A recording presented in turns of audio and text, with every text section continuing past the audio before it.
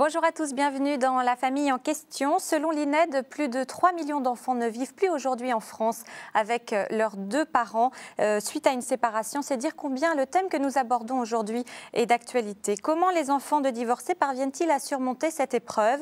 Peut-on croire à l'amour lorsqu'on a vécu l'échec de ses parents? Nous allons tenter de répondre à ces questions.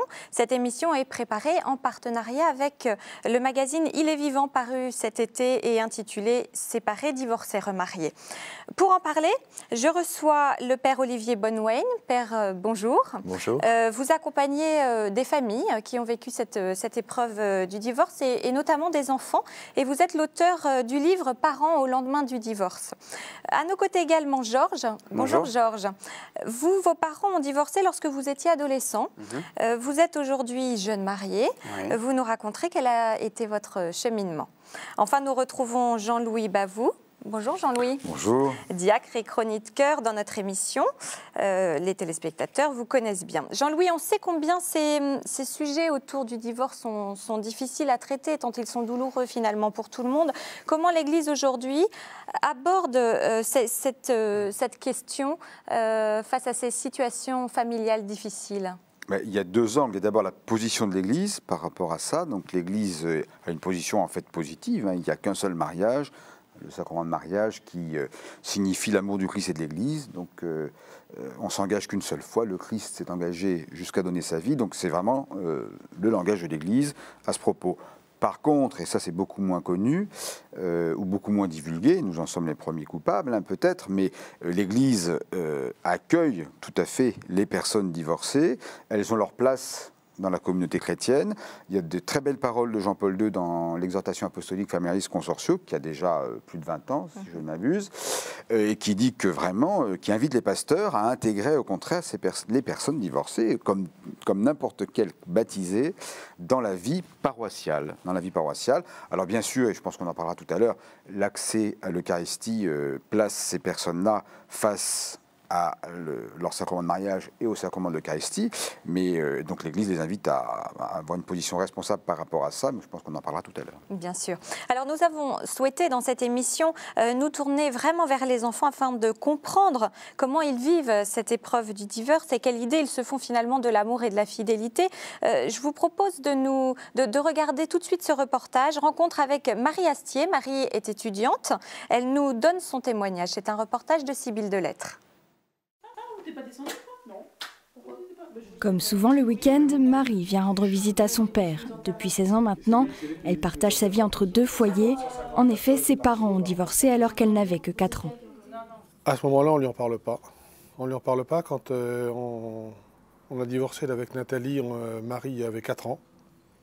Donc c'est pas l'âge auquel... Enfin, je ne sais pas. Peut-être c'est l'âge auquel elle peut comprendre, mais ce n'est pas l'âge auquel je me sentais de lui parler. Donc je pense que ça s'est passé plus que ça s'est dit. Je me souviens qu'on a essayé de me faire comprendre que ce n'était pas de ma faute si mes parents se séparaient. Je pense que c'est souvent le cas. Les enfants des parents divorcés, je pense, ont souvent une culpabilité, ou une impression de culpabilité. On pense que c'est à cause de nous qu'ils ont divorcé. Donc on a bien essayé de me faire comprendre qu'ils ne s'aimaient plus, mais que ce n'était pas de ma faute. Suite à ce divorce, Marie vit avec sa mère. Elle devient le seul fil qui unit encore ses parents. Très vite, elle est projetée dans un monde d'adultes. Moi, je sais que je cherchais tout le temps à éviter le conflit, en fait, parce que j'aime pas du tout le conflit. Et du coup, pour pas qu'il y ait le scandale, je préférais ne pas dire que je voulais aller chez l'un ou chez l'autre, ce qui me faisait pas du bien, ce qui me faisait souffrir. Mais du coup, ça faisait pas souffrir mes parents. Son père lui vit seul jusqu'au jour où il rencontre Aline, avec qui il décide de refonder une famille. Et quand papa m'a annoncé que Aline était enceinte de Félix, donc on m'avait tellement dit que papa et maman s'aimaient plus, que je me disais que si papa aimait plus maman et que moi j'étais la fille de maman, tandis que papa aimait Aline et que Félix était le fils d'Aline, forcément il n'aimerait plus Félix que moi. Dans ma tête c'était logique, c'était une combinaison mathématique. Marie grandit au milieu de cette famille divisée et recomposée. Ses parents essayent de lui donner le plus de repères possible, mais quand il s'agit d'amour et d'éducation affective, les choses sont plus compliquées. Je sentais qu'il y avait une espèce de couvercle sur la marmite où c'était des choses dont il ne fallait pas parler. Et je pense que Marie a fait son éducation sentimentale hors les murs du foyer. Voilà. C'est plus avec les amis.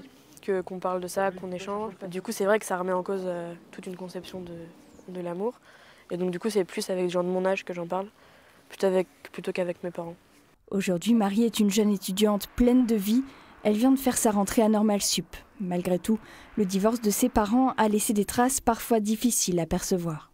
Je serais étonné qu'elle ne soit pas marquée. Maintenant, comment est-ce qu'elle l'est? J'ai peur de me faire tromper et je suis assez sensible. En ce moment, il y a plein de films où finalement c'est super bien d'être parti avec l'autre personne parce qu'on se rend compte que c'était la meilleure plutôt que d'être resté avec sa femme. Et moi, à chaque fois, ça me gêne. Enfin, je me dis que c'est bizarre quand même d'avoir cette attitude. Alors bon, de là à dire qu'il y a un lien avec le divorce, tout ça, je sais pas, mais disons que ça me fait réfléchir. Je l'accepte pas naturellement comme ça, comme peut-être d'autres personnes l'accepteraient. Croire encore à l'amour, au mariage, à l'engagement pour la vie, à 20 ans, Marie ne se pose pas vraiment toutes ces questions. Pour elle, tout est une question de rencontre. Ce n'est pas forcément parce que ses parents ont connu un échec qu'elle le reproduira. Je voudrais vraiment remercier Marie pour son témoignage, de s'être confiée à nous. Ce n'est pas toujours évident. Georges, il y a beaucoup de choses dans ce que dit Marie. Est-ce que vous vous retrouvez dans ces questionnements? Ouais, un petit peu, ouais, c'est sûr. Au niveau de la légitimité vis-à-vis de ses parents, au niveau de comment elle se situe avec son père, avec sa mère, c'est sûr qu'on vit ce dilemme-là. Et moi, je l'ai vécu, alors peut-être pas au même âge qu'elle, mais je l'ai vécu aussi. Ouais. Vous étiez adolescent, vous, lorsque vos parents ont divorcé, à la différence de Marie, qui n'avait que 4 ans. Comment est-ce que vous avez vécu au début cette annonce de la séparation? Quand on est tout jeune, adolescent, on vit ça comment? Peut-être à cause de mon tempérament, j'ai beaucoup intériorisé. J'ai pas exprimé beaucoup de choses, en fait, à ce moment-là. Et est-ce qu'on comprend ce qui se passe? Est-ce que... En plus, moi, on m'en a pas parlé du tout avant l'événement déclencheur, qui a été quelque chose d'assez violent, en fait. Donc, ça nous est tombé dessus d'une manière assez brutale. Et à ce moment-là, moi, on m'a dit, voilà, mon père et ma mère se divorcent, se séparent. Et de fait, après, moi, j'ai compris directement et j'ai pas cherché à aller voir plus loin, quoi. Je m'en suis, voilà, j'ai intériorisé, j'ai pris et j'en ai même pas trop parlé avec ma sœur, je me rappelle à l'époque, quoi. Père Olivier, Georges nous dit qu'il a intériorisé tout ça. Vous qui accompagnez des enfants, est-ce qu'ils arrivent facilement à se confier? Pour des enfants, c'est évidemment de l'ordre du difficilement compréhensible. Et donc, de fait, ils n'ont pas en général les mots pour pouvoir exprimer ce qu'ils ressentent. Et puis surtout aussi, les parents à ce moment-là sont souvent peu disponibles pour écouter, enfin, ils font tout leur possible. Hein, les parents aiment leurs enfants, ils font tout leur possible pour donner le meilleur. Mais il y a tellement de choses que les parents eux-mêmes sont en train de vivre, doivent gérer la fin d'une relation, peut-être parfois même trouver une autre maison, tout un deuil intérieur. Enfin, il y a tellement de choses que les parents sont peu disponibles. Et donc, chez les enfants, il y a une certaine... ils ne savent pas très bien ce qui leur arrive. Oui, les parents ont parfois du mal aussi à expliquer aux enfants, à mettre des mots. On le voit bien là dans le reportage, le papa de Marie le dit. Il imaginait que sa fille était trop petite. Enfin bon, c'est vrai que c'est pas si simple. Pendant longtemps, on nous a assuré que le divorce n'avait pas plus d'impact que ça finalement sur les enfants, en tout cas qu'il ne durerait pas. On a l'impression que ça change un peu. Est-ce que vous faites ce même constat ? Oui, je pense moi que de tout temps, lorsqu'un papa et une maman se séparent, on a senti qu'il y avait quelque chose qui est pas juste pour l'enfant, quel que soit. Il peut y arriver dans certaines circonstances un peu dramatiques où il est préférable que les parents se séparent, mais de façon générale, je pense que toutes les générations de nos parents, de nos grands-parents et les générations actuelles sentent bien, les jeunes parents aujourd'hui qui se séparent, sentent bien que pour leur enfant, il y a quelque chose qui est vraiment très très douloureux et qu'ils essayent de gérer au mieux. Donc, dans le livre de la vie, si je peux pas lire ainsi, je pense que de tout temps, on a senti que voilà, il y avait des défis très importants. Alors, c'est vrai qu'au niveau parfois des théories ou qui sont parfois idéologisées, etc., on a pu entendre beaucoup de choses. Mais ce qui est intéressant, et je trouve que le témoignage que vous avez montré est bouleversant en ce sens-là, ce qui est vraiment intéressant, c'est qu'est-ce qui s'est vécu, qu'est-ce qui se vit concrètement dans les familles. Georges, est-ce que vous arriviez à en discuter un petit peu quand même avec vos parents? Est-ce que vos parents vous ont accompagné après leur divorce? Oui, moi j'ai vécu avec ma mère en fait après, directement après, et je me rappelle qu'elle essayait de nous poser des questions à l'époque, elle essayait de sonder un peu comment on vivait ça et de nous rassurer beaucoup. Je me rappelle à l'époque, elle nous rassurait par rapport aussi au rôle de mon père, ce qui était quelque chose qui m'a beaucoup marqué à l'époque parce que voilà, elle voulait pas discréditer aussi les repères que nous on avait et elle essayait de prendre soin de ça. Oui, elle essayait de nous rassurer un petit peu, ouais. Est-ce que ça a été suffisant? Quel a été votre... J'ai envie de rejoindre ce que disait le père Olivier. Elle était dépassée par ce qu'elle vivait déjà elle-même à l'époque. Et moi, je le relis aujourd'hui avec du recul en me disant ça, mais à l'époque, je constatais ça sans vraiment le comprendre et ça me faisait avoir des attitudes qui peut-être lui rendaient pas service, où moi j'étais devenu le seul garçon du foyer à l'époque. Il y avait ma sœur, ma mère et moi, et en tant qu'adolescent, je voyais ma mère souffrir face à mon père et donc beaucoup de conflits. Donc comment vous viviez tout ça, vous, personnellement? Il y avait une grande injustice, il y avait un désir de sauver ma mère, entre guillemets. Il y avait sûrement de manière très inconsciente, mais on choisit son camp à des moments, et pas tout le temps le même d'ailleurs, mais on trouve que c'est injuste, et même si les parents ont un devoir de discrétion vis-à-vis de nous, on voit des choses quand on est enfant, on voit des choses. Et vous, dans votre quotidien, dans votre voilà, dans ce qui vous caractérisait, dans votre comportement, est-ce que vous avez senti que ça vous avait bouleversé, perturbé? Évidemment, ouais, évidemment, ouais. À l'école déjà, c'était quand même... je me sentais différent, parce que je me trouvais d'un coup pas normal par rapport à des modèles familiaux. Moi j'ai grandi à Versailles, donc on a quand même un stéréotype de la famille assez fort. Hein. Et encore une fois, à l'époque je ne le voyais pas, mais aujourd'hui je m'en rends compte. Et puis de manière flagrante aussi, que ce soit directement lié à ça ou pas. En tout cas, j'ai commencé à fumer du shit et ça a duré assez longtemps, et c'était une période de ma vie où j'ai cherché. Un petit peu chaotique. Mais est-ce que vous aviez conscience que c'était lié finalement ou pas au divorce de vos parents? Conscience, non. À l'époque, pas du tout. Et avec du recul? Aujourd'hui, je le sais, ouais, je le vois. Et j'ai pu le relire un peu dans ma vie en faisant des liens, justement, très simplement. Dans le shit, je cherchais à me réfugier d'une réalité qui me faisait souffrir trop, et aussi peut-être dans des relations affectives. Très tôt, en fait, je cherchais dans l'affectif avec des filles des choses que je ne trouvais plus en fait dans mon... Vous perdiez un petit peu vos repères. Ouais. Père Olivier, vous racontez dans votre livre que les enfants dont les parents divorcent sont projetés d'un coup dans un monde d'adultes.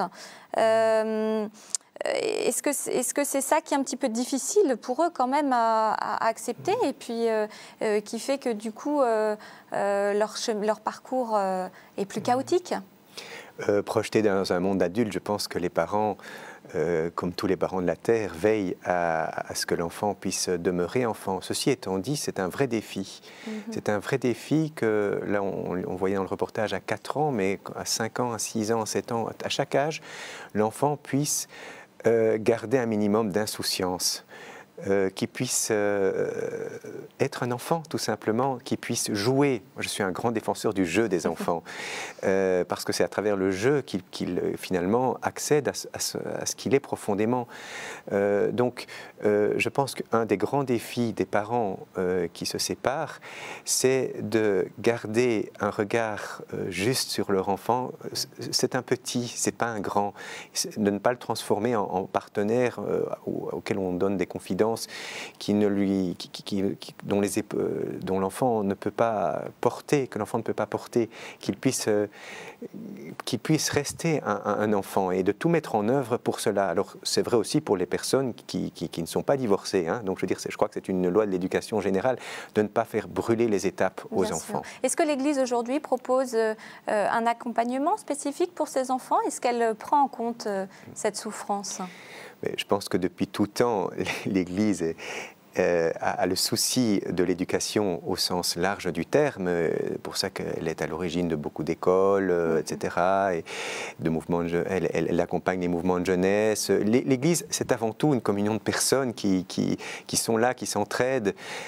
Donc oui, il y a toujours eu quelque chose, mais je pense qu'aujourd'hui, le divorce devient une question beaucoup plus ample que dans le passé. Ça devient une question véritablement beaucoup plus sociale, et que donc il y a sans doute des réponses nouvelles à découvrir. De ce point de vue-là, aux États-Unis, j'ai entendu qu'il y avait quelques initiatives intéressantes mises au sein des paroisses, mises en œuvre au sein des paroisses, des groupes de parole, etc., pour aider l'enfant à affronter spécifiquement ces questions-là et de pouvoir se déployer. Georges, passé ces années difficiles où vous cherchiez, qu'est-ce qui vous a permis de retrouver des repères? Est-ce que c'est au sein de la famille? Est-ce que c'est à l'extérieur? Dans le cadre de l'école? Je pense qu'il y a eu, donc après une période un peu difficile, où en plus moi je vivais pas une foi très profonde, en tout cas je pratiquais pas beaucoup ma foi. Il y a eu, et c'est forcément lié, un moment un peu fort au niveau d'une sorte de reconversion où j'ai pu comprendre et prendre conscience de qui était le Christ pour moi et de comment je voulais vivre ma foi en fait à cette époque-là. Et toutes ces questions après ont ressurgi à ce moment-là, quoi. Mais qu'est-ce qui vous a permis de redécouvrir la foi finalement? Est-ce que c'est au sein de la famille? Non. En fait, mes parents ne pratiquaient pas leur foi. Ils m'ont transmis une foi comme une relation à Dieu que j'ai toujours eue et je les remercie vraiment pour ça. Mais ils ne pratiquaient pas la foi. Et d'ailleurs, moi, je faisais un rejet de tout ce que je voyais autour de moi au niveau de la pratique religieuse. Et donc, je nourrissais une foi. Et c'est pas au sein de ma famille que j'ai retrouvé après un chemin vers l'Église, par exemple. Alors, vous êtes marié depuis 1 an et demi, l'eau a coulé sous les ponts depuis votre adolescence.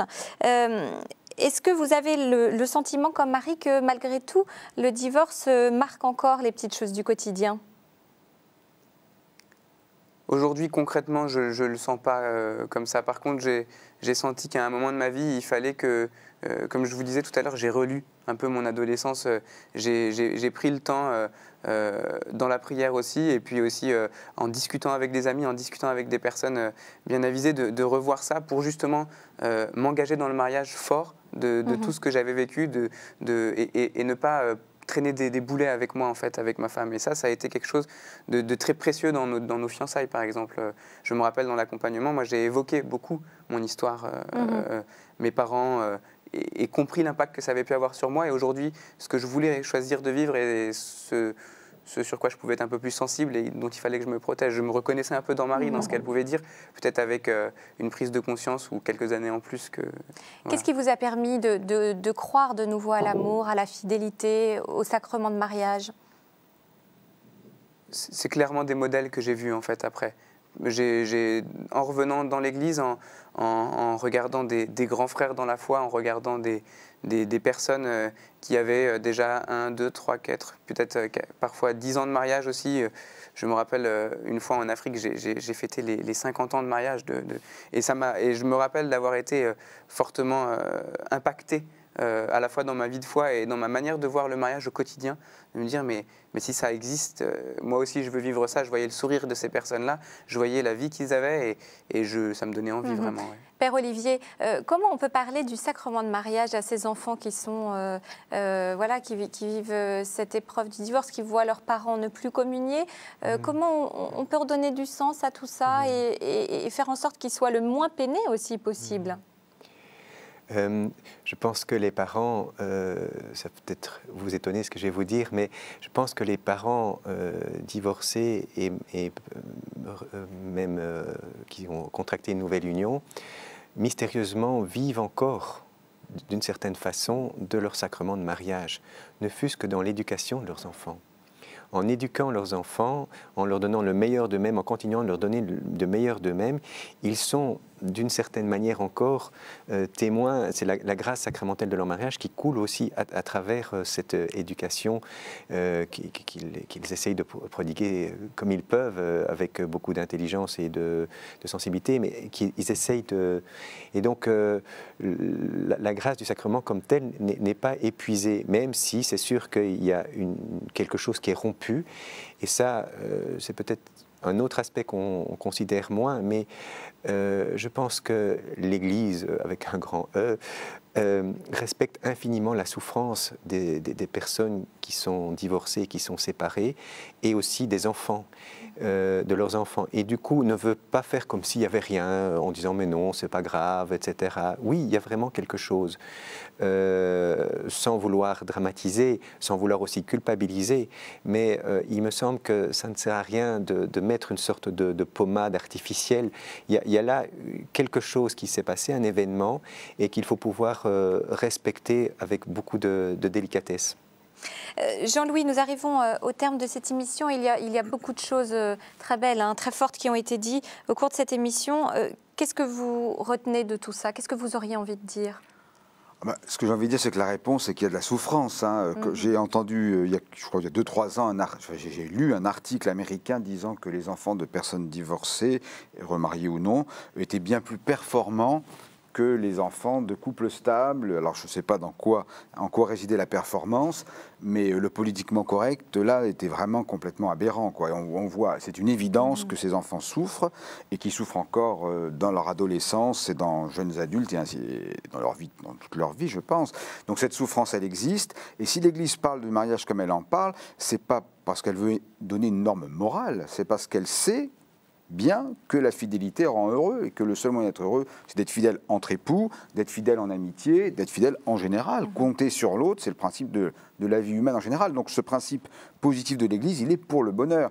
Donc quand on voit, nous chrétiens, des êtres qui souffrent du fait du divorce, et vous en parliez très bien, bon, le rôle de l'Église, c'est de mettre le doigt sur la souffrance et d'aider la personne à grandir. Hein, d'où on parlait de, est-ce qu'il y a des instances ou des lieux pour les enfants? En France, pas tant que ça. Pour les parents maintenant, il existe vraiment dans beaucoup de paroisses, moi en tout cas je parle pour le diocèse que je connais, mais dans de nombreuses paroisses en France aujourd'hui, on accueille les personnes divorcées pour les aider à découvrir quelles ont leur place dans l'Église. Ce qui est moins évident pour les enfants. Ce qui est moins évident pour les enfants, mais par contre, et le père le disait aussi, le patronage, le curé, le vicaire de la paroisse, il est là pour quoi? Il est là pour accueillir les petits gamins qui débarquent et qui vont pas bien et qui ne peuvent pas se confier à leur papa ou à leur maman à cet instant-là, et ils se reposent sur l'épaule du prêtre qui est là pour les écouter. Et c'est toute la grâce du sacrement de l'ordre, là, la grâce de l'Église, hein, qui est là pour accueillir ceux qui souffrent. Et ça, je crois qu'il faut vraiment en prendre conscience, parce que comme vous le disiez, c'est Paris, un couple sur deux. Hein. Donc c'est un phénomène énorme dans la société occidentale. Alors, avant de conclure cette émission, je voudrais vraiment vous proposer plusieurs livres. D'abord, celui du père Olivier Bonnewage. Alors, il y en a deux. D'abord, celui « Parents au lendemain du divorce » aux éditions de l'Emmanuel. Un autre du père Alain Bandelier, « Le mariage chrétien à l'épreuve du divorce », toujours aux éditions de l'Emmanuel. Et puis, un petit livre qui s'adresse plus particulièrement aux enfants. Donc c'est le deuxième écrit par le père Olivier, Orage dans la maison, dans la série Jojo et Gaufrette que vous connaissez sans doute bien. C'est la fin de cette émission. Je vous remercie de l'avoir suivi et nous nous retrouvons la semaine prochaine. À très bientôt.